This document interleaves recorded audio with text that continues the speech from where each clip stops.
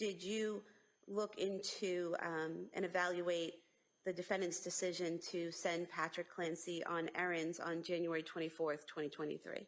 Yes. And what stood out to you as significant in what you learned from the records and from Ms. Clancy herself in that area? I asked Ms. Clancy to tell me about that that afternoon, and specifically that decision for takeout. And as I recall, she told me that she texted her husband Patrick basically to say what would you think about having takeout? It's been a long day. And that he responded positively, and from then she made the arrangements to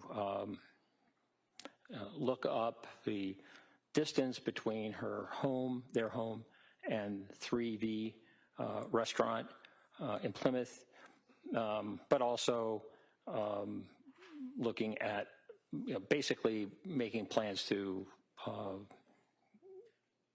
have the food ordered. And she had texted her husband ultimately and asked him about, to tell her what order to make. In looking at the record, it was really reversed. Instead of starting with asking her husband, what would you think about takeout? How about getting takeout?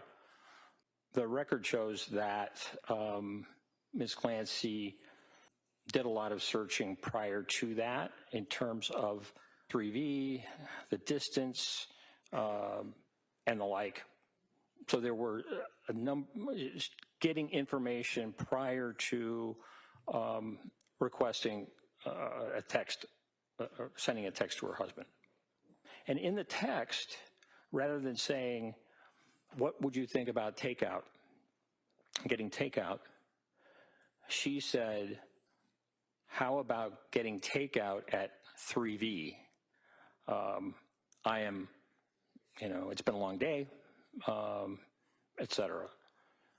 And so this reversal, in terms of what she told me, and what actually we see in the collateral, I thought was significant.